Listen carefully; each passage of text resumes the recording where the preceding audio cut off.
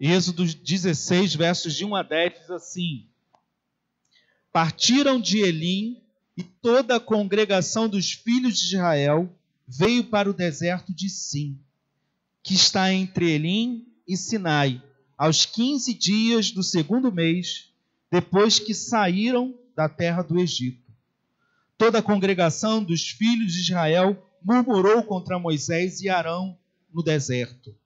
Disseram-lhes os filhos de Israel: quem nos dera tivéssemos morrido pela mão do Senhor na terra do Egito, quando estávamos sentados junto às panelas de carne e comíamos pão a fartar, pois nos trouxestes a este deserto para matardes de fome toda esta multidão.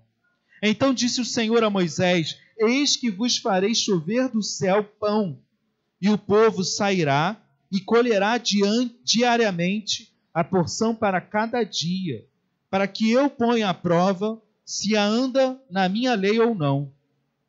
Dar-se-á que ao sexto dia prepararão o que colherem, e será o dobro do que colhem cada dia. Então disse Moisés e Arão a todos os filhos de Israel: à tarde sabereis que foi o Senhor quem vos tirou da terra do Egito.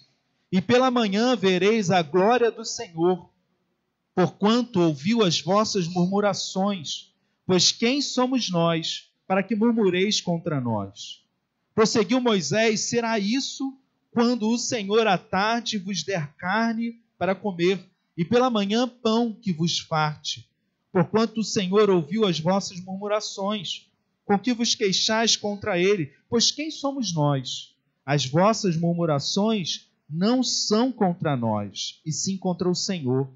Disse Moisés a Arão: dize a toda a congregação dos filhos de Israel: chegai-vos à presença do Senhor, pois ouviu as vossas murmurações. Quando Arão falava a toda a congregação dos filhos de Israel, olharam para o deserto, e eis que a glória do Senhor apareceu na nuvem. Quero que você mantenha a sua Bíblia aberta. A gente vai, daqui a pouco, analisar com mais calma esses versos. Mas eu quero repetir a pergunta que eu fiz na semana passada.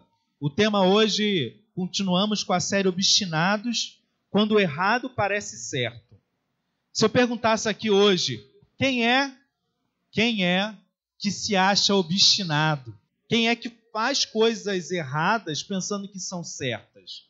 Normalmente essas perguntas não encontram respostas positivas, porque todo esse pecado e esse erro tende a nos cegar. A gente não se acha obstinado. A gente não acha que faz alguma coisa errada. Porque se a gente achasse, de fato, a gente mudaria. E por isso que é tão sério a gente pensar. E por isso a gente propõe algumas frases para cada domingo, para que a gente pense melhor sobre ações que a gente tem tomado e que se afastam de Deus. Por exemplo, será que eu entendo que é melhor a fartura sem Deus do que o deserto com Deus? Melhor a fartura sem Deus do que o deserto com Deus? É uma pergunta que a gente vai ter que responder até o final. Mas para isso eu preciso, de fato, e eu quero insistir com isso, ler a Bíblia.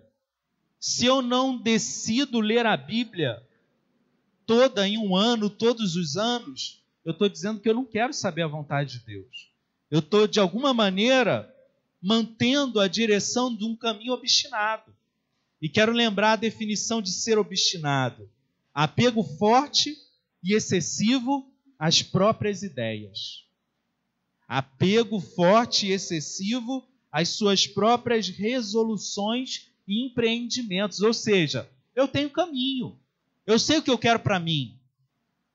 Ser obstinado não necessariamente é algo ruim. É quando você tem uma missão, quando você tem algo que você define como um alvo para a sua vida. Eu quero ser um médico. Eu quero ser um engenheiro. Eu quero ter minha casa própria. Essas coisas não são necessariamente ruins. Mas qual o problema? Isso é bom quando a direção é certa. Mas quando vivemos, e todos nós vivemos, com o coração marcado pelo pecado, invariavelmente Se todo caminho não está errado, pelo menos parte dele está. Porque o pecado vai nos levar a ser egoísta, a olhar somente para o nosso lado, para a nossa vontade, para não pensar exatamente o que os outros querem ou qual é a vontade de Deus. Por isso a gente precisa que o justo juiz julgue nossas causas e determine diante de nós qual é o melhor caminho. E aí vem a grande questão. Talvez você, como eu, como uma pessoa comum, a gente se importe mais se as coisas dão certo ou errado. E quase que inconscientemente a gente define que o que dá certo é vontade de Deus. E o que dá errado não é. Então, o que vai definir se a gente está no caminho certo ou não é se o que a gente está propondo vai tendo sucesso, vai dando certo.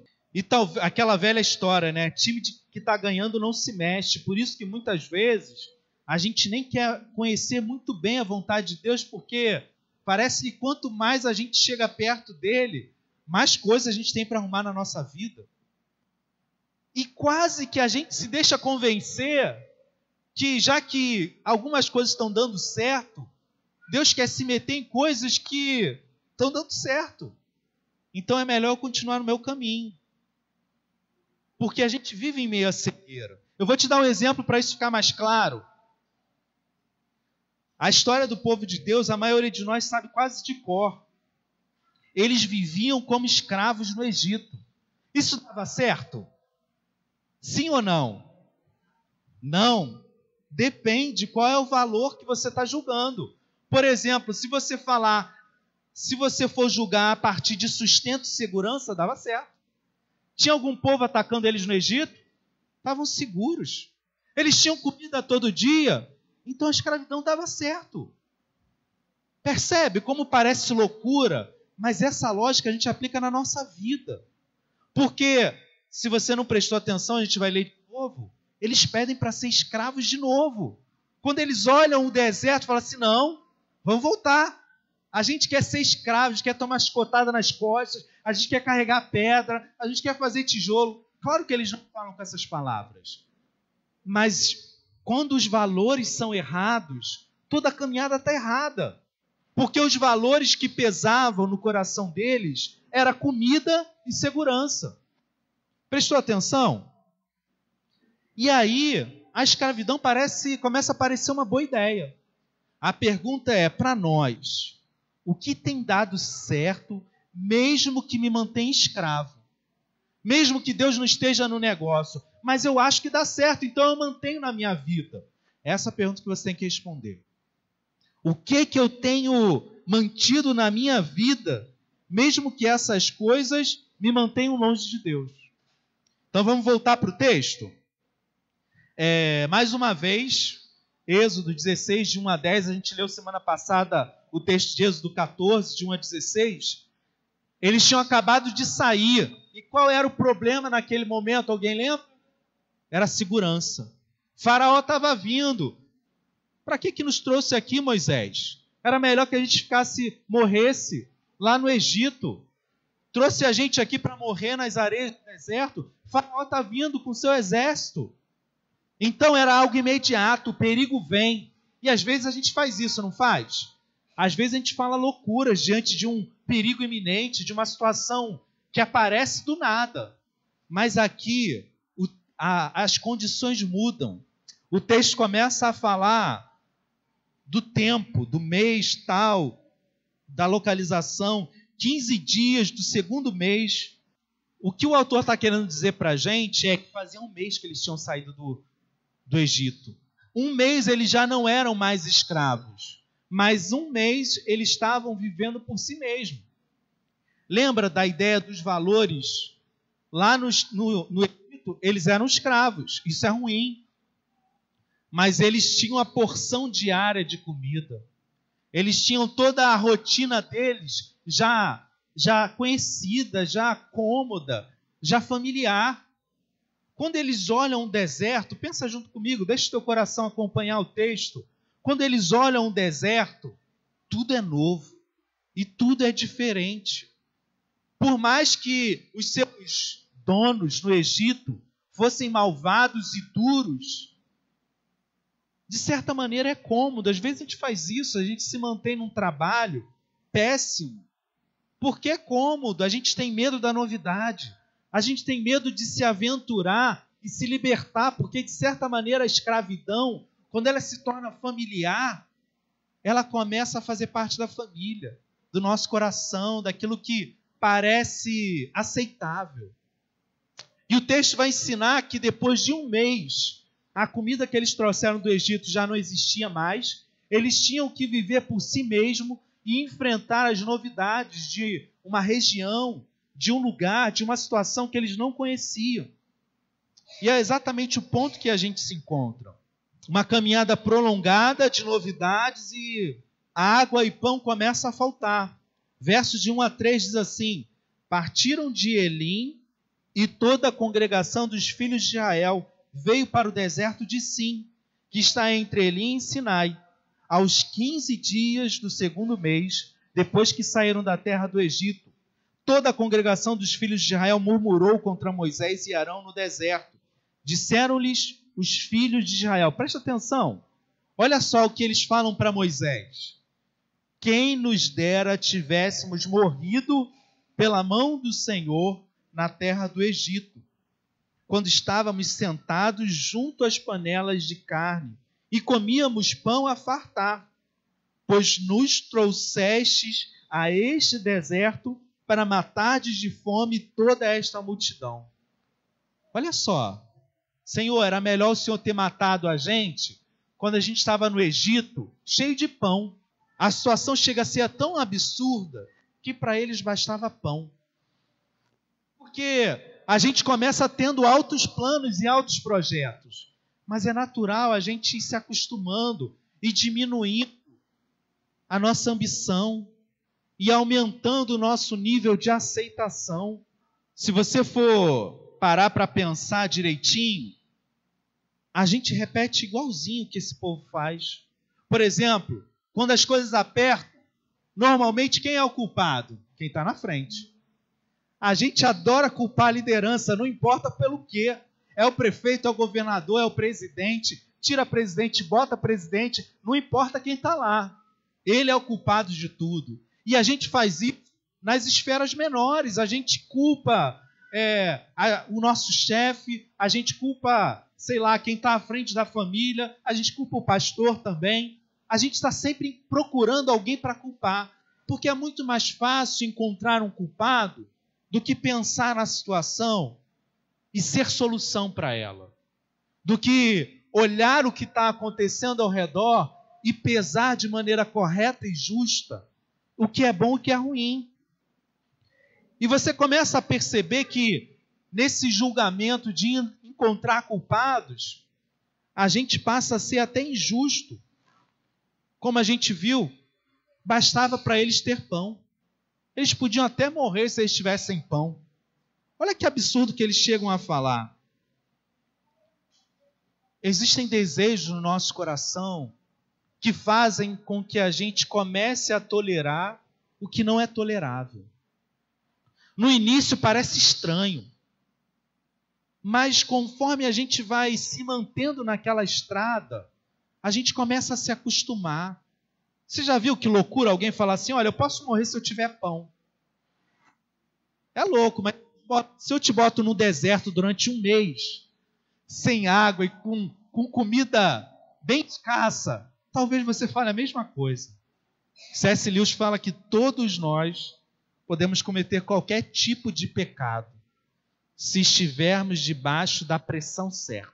Qualquer um de nós pode cometer qualquer tipo de pecado diante do mal, da pressão certa.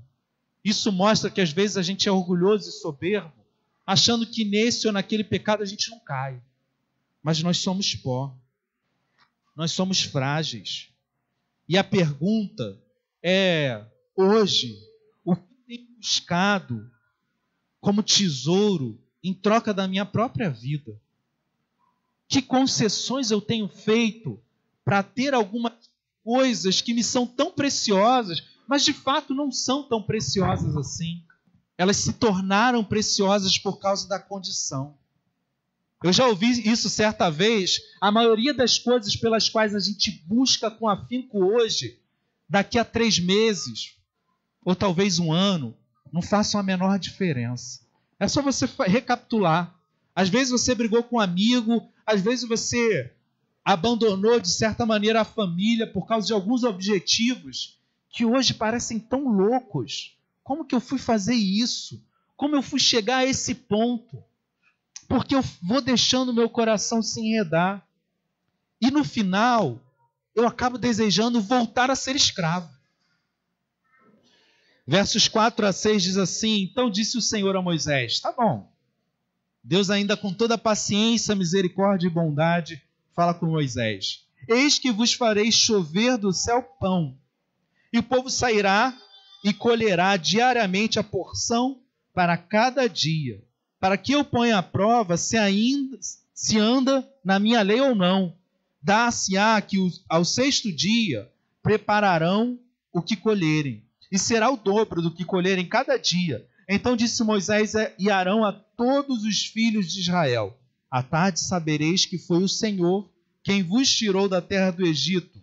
Resumindo, Deus fala, olha só, eu vou mandar pão para esse povo, é pão que eles querem? Eu não vou deixar eles voltarem para o Egito e serem escravos. Apesar deles serem ingratos, pecadores, maus, eu vou ouvir o que eles estão dizendo, é pão? Todo dia vai chover pão do céu. Só que tem um detalhe, eu quero saber se vocês aprendem a depender de mim ou não, se andam nos meus caminhos, porque no 6º dia vocês vão ter que colher o dobro, para que no 7º vocês se alimentem. Então vocês vão aprender a caminhar comigo. Deus começa a estabelecer uma relação com aquele povo. E aí eu quero que você entenda a ação de Deus. Deus sabe que depois de gerações no Egito, eles já tinham se esquecido de como andar com Deus. Eles já não conheciam mais essa caminhada. Eles já não sabiam mais confiar em Deus. E talvez não seja muito diferente da gente. Porque tanto tempo correndo atrás dos nossos próprios objetivos faz com que a gente comece a desapegar de Deus. A não dar tanta importância à vontade dele. E aí a gente vai deixando Deus ser um acessório na nossa vida. A gente deseja Ele. A gente quer que Ele faça parte da nossa vida. Mas é apenas um desejo. Por exemplo, se eu perguntasse aqui, quem quer ter suas contas em dia? Todo mundo vai levantar a mão, né? Quem não quer? Quem quer ter aquele corpo dentro do padrão de índice de gordura e músculo? Todo mundo. Quem quer ter um tempo de folga, um domingo livre? Todo mundo. E tantas coisas a gente vai perguntando e todos nós queremos. Mas sabe qual é a tragédia, irmãos? A gente quer coisas, mas não faz nada para ter. Porque no final, por mais que a gente queira essas coisas, a gente não está disposto a pagar o preço que elas exigem. Por exemplo, é muito mais fácil eu pegar um cartão de crédito ou 2 ou 3 e sair passando porque eu quero ter aquilo. Eu preciso. Eu não consigo, olha. Aí você inventa racionalizações, desculpas que justifiquem os seus atos. E aí a tua conta fica no vermelho.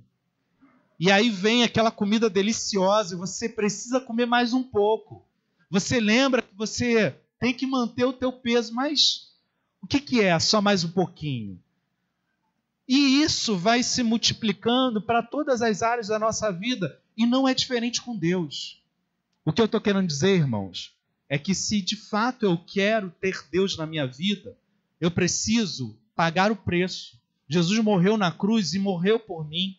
Mas isso não quer dizer que eu não tenho coisas a fazer. Eu preciso caminhar num processo de santificação, de viver Deus, um relacionamento com Ele diário. E graças a Deus a gente não está sozinho nisso. Deus sabe o distanciamento em que a gente vive dEle e nos traz devagarinho para perto dEle, como fez com o povo. Ele sabia que o povo precisava reaprender. E às vezes a gente pode confundir isso. Preste atenção. Deus não está comprometido em atender os caprichos dos hebreus e nem os nossos. Porque a gente ouve um milagre desse e fala, Deus vai fazer um milagre na minha vida também. Deus vai fazer chover pão do céu. E essas palavras enchem o nosso coração de esperança. E a gente acredita que vai fazer chover coisas na nossa vida, porque Deus é bom, Deus é todo-poderoso. E de fato Ele é. Mas perceba o princípio por trás de tudo. Deus não está comprometido em atender os desejos do povo, nem o meu. Ele está comprometido em fazer com que eu aprenda a viver uma relação com Ele. Talvez você pense que o pedido do povo era por pão. Mas, na verdade, o que eles pediram é: eu quero voltar a ser escravo. E Deus fala: não. Eu quero voltar a servir outros. Eu quero vender a minha vida. E Deus inverte. Começa a ensinar eles, ao invés de servir, a ser servido. Deus fala: o pão vai cair. Vocês não precisam mais ser escravos. Muda os valores. O problema é pão. O pão vai aparecer, mas ser escravo não é mais opção. Voltar ao pecado, à velha vida, não é mais opção. Você precisa aprender a depender de mim e cada dia eu vou dar a porção necessária. E tem mais. Talvez essa seja a grande sacada do texto que a gente deixa passar. Deus fala assim: tem mais. Eu ainda vou dar um dia de folga para vocês. Vocês vão ficar, o 7º dia livre. Vocês nem colher vão precisar, porque nesse dia vocês vão ter que descansar. Para eles era absurdo, porque a mente deles era de escravos. A vida dele, o pai dele, o pai do pai dele, o pai do pai do pai, todo mundo era escravo. Falar em descanso, em um dia livre, loucura. Mas Deus chama eles a uma mudança profunda de mentalidade. Mas como é difícil, né? A gente volta sempre ao que é familiar, ao que é conhecido, mesmo que Deus nos proponha uma mudança que seja descansar e seja favorável, ainda assim, a gente não percebe as loucuras dos nossos pedidos. Nós também somos assim. Um exemplo simples, irmãos, é que Deus fala para a gente também que o domingo é o dia de parar tudo, de descansar. Eu não vou pedir nem para ninguém levantar a mão, porque eu acho que é meio vergonhoso, mas eu duvido que tenha mais do que 5 pessoas que separem um domingo para não fazer nada. Domingo é o dia que você faz as coisas que não conseguiu fazer ao longo da semana. Quer dizer, a gente não se organizou, a gente colocou coisa demais na nossa agenda, a gente exagerou em alguns momentos. E quem é que paga por isso? O dia do descanso. É falta de fé, mas é também esse comichão que dá na gente. Não posso ficar parado, eu sou escravo. E isso tanto é uma ilusão que a gente tem a prova clara de que a gente consegue ficar parado. Você certamente já ficou doente de cama. Não já ficou? Não parou de fazer as coisas? O mundo acabou? Não acabou. É claro que as coisas se complicam um pouco, mas muitas vezes eu percebo que o estar doente de cama, o ser servido, muitas vezes é uma lição do Senhor para a nossa vida. Porque a gente não consegue descansar nele. A gente não consegue ter uma mentalidade de filho de Deus. A gente o tempo todo quer voltar ao Egito, quer conquistar as coisas pela nossa mão. A gente quer ser merecedor. E a gente quer determinar o nosso caminho. Entendeu? Deus não está simplesmente dando pão a eles. Deus está mudando a mentalidade dele. Versos 7 ao 10, Deus vai confrontar eles, e eu acho que talvez seja mais vergonhoso para a gente, falando: olha, Arão e Moisés falam: não é contra mim, não é contra nós que vocês estão reclamando. É contra Deus. No final, nossa insatisfação e revolta é contra Deus. Quando o meu coração se torna ansioso demais, preocupado demais, insatisfeito demais, não é contra a vida, não é contra o meu chefe, não é contra a minha esposa ou meu marido, é contra Deus. E isso é muito sério, irmãos, porque existem coisas que precisam mudar, existem coisas que precisam ser transformadas dentro de mim, mas eu reluto, eu digo não, e é difícil. Porque parece que é só uma reclamaçãozinha. É só uma decisão longe de Deus. É só uma coisa que eu não vou fazer como Deus quer. Mas no final, quando você junta todas essas coisas, todos esses passos, você está a quilômetros de distância da vontade de Deus para a sua vida.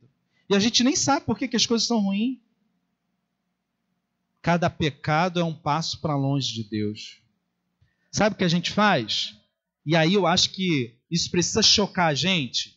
A gente começa a fazer uma coxa de retalho. A gente começa a escolher da palavra de Deus o que eu devo ou não fazer. Porque tem coisas que eu falo assim, não, isso aqui eu vou fazer, eu vou levar a sério, eu vou até o final. Mas isso aqui eu não quero nem estudar, porque se eu estudar muito eu vou saber o que Deus quer de mim, então deixa para lá. Eu finjo que eu não entendi. Eu deixo de lado. Próxima coisa, não, isso aqui também não dá. Eu tenho uma opinião diferente, talvez isso aqui seja cultural. E aí você, para cada proposta que Deus faz para você, você tem um argumento se aquilo não te satisfaz. E a gente constrói um novo evangelho. Um evangelho que nos serve. Um evangelho que deixa de lado Deus, e Deus, ao invés de ser aquele que me guia, Ele é simplesmente aquele que atende os meus caprichos. No final, essa obstinação, essa desobediência em seguir o seu próprio caminho vai te levar a um abismo do qual você só pode sair se voltar a seguir a vontade de Deus. Só que eu não quero seguir a vontade de Deus. E eu continuo no abismo. Só que o abismo se torna familiar depois de um tempo. E aí está tudo bem. Eu vou na igreja domingo, eu falo algumas coisas de Deus, mas só eu sei quanto meu coração está no meio do deserto. Para encerrar essa questão, irmãos, eu fiquei pensando o quanto a gente de fato segue essa mesma lógica do povo de Israel. Quando a dificuldade vem, eu acabo pensando que é melhor a fartura sem Deus do que estar no deserto com Ele. Vamos falar sério, quantos de nós, se tivéssemos todas as coisas que a gente tem desejado, se a vida tivesse tranquilinha, eu estaria buscando Deus a sério. E aí eu quero que você perceba o lugar do deserto. Porque a gente pensa que o deserto é o lugar da prova, o deserto é o lugar onde há escassez, o deserto é o lugar onde eu simplesmente sou posto de castigo, não é? Quando a gente fala a palavra deserto, normalmente vem ideias ruins para a gente. Mas eu fiquei pensando o papel do deserto na vida do povo de Deus e também no Novo Testamento. Tem a ver com retirar a gente do meio do pecado. Tem a ver com retirar a gente de um contexto de pecado que é familiar e no qual me acostumei. Por exemplo, depois que Jesus é batizado, o que acontece? O Espírito leva ele para onde? Para o deserto. E é o Espírito de Deus que leva ele. Por que o Espírito Santo leva Jesus para o deserto? Para ele ser testado, porque ele tinha que estar num lugar ruim, num lugar pesado, e ele jejua, ele fica no deserto. E eu quero propor algo diferente para nosso coração. Que, na verdade, o deserto não é exatamente o lugar de prova, de ser amassado, de ser colocado de castigo. Pelo contrário, o deserto é o lugar de fortalecimento. E a ideia que a Bíblia vai passar, se a gente for pensar com cuidado, é que quando Deus te leva para um lugar solitário, para um lugar à parte, é porque Ele quer falar com você sem vozes que te atrapalhem. Ele quer trazer o teu julgamento de novo à razão. Ele quer fazer com que você não mais se distraia com as luzes da cidade. E não sem motivo. Sempre foi uma prática, desde do Evangelho, Atos, ao início da igreja, a prática da solitude, que é estar sozinho com Deus. Que é você ir para um lugar separado e estar com Deus. E isso é fundamental para o nosso crescimento espiritual. E pensa sério, se a gente for ir mais além, pensar de maneira social, as instituições penais, Quando tem um preso que é muito rebelde, dá muito trabalho, colocam ele aonde? Na solitária. Para castigar ele? Também, mas é porque eles já aprenderam que o confinamento na solitária é usado para quebrar a mais forte das vontades. Porque você começa a rever valores, a repensar forças e condições. E às vezes a gente precisa estar em lugares solitários para ouvir Deus.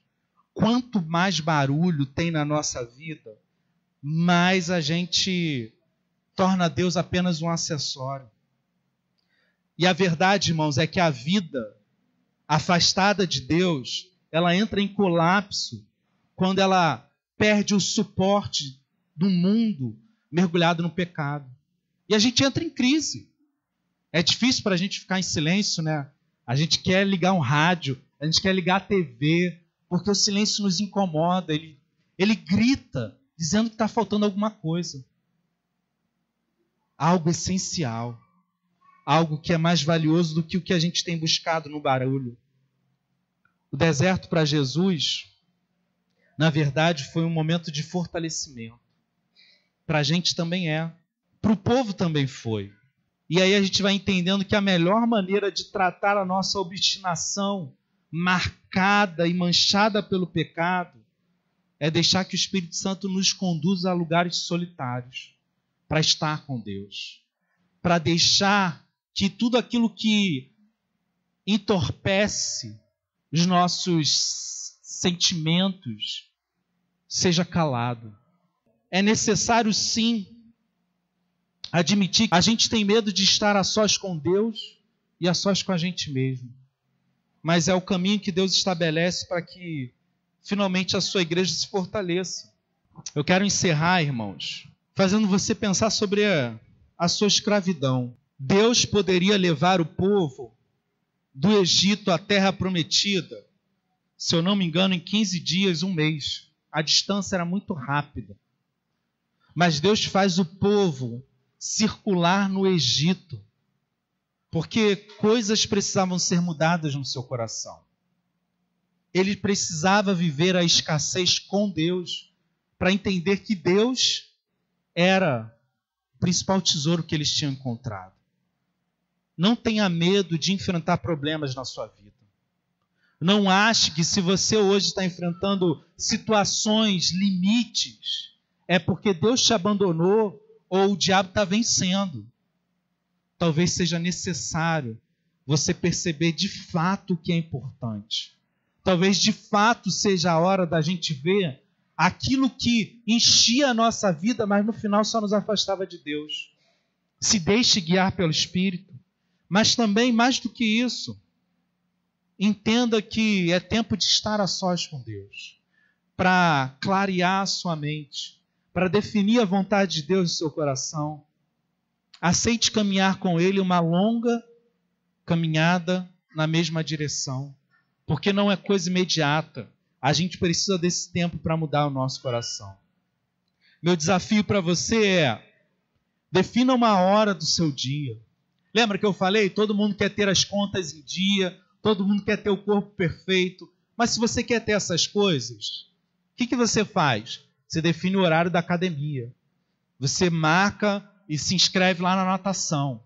Você quebra o teu cartão de crédito. Você quer caminhar com Deus de verdade? Sem meias palavras. Marque um horário no seu dia para estar com Deus. Não se preocupe em viver uma hora, mas que seja 5 minutos. E que você possa crescer ao longo da tua caminhada. Mas se é importante, eu preciso ter o meu dia, a minha hora, o meu local com Deus. Permita que Ele seja o teu tesouro novamente. Abra mão das coisas que Deus está tirando de você. Porque se Ele está tirando, não deveriam estar. E vai doer. É claro que dói. Doeu para o povo.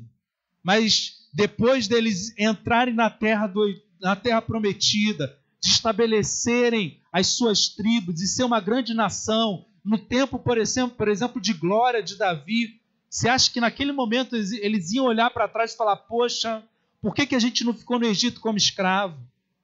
Mas no momento de transição eles desejaram isso.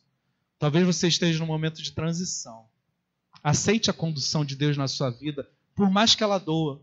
Mas se é de Deus, Ele vai sempre conduzir a gente ao melhor lugar.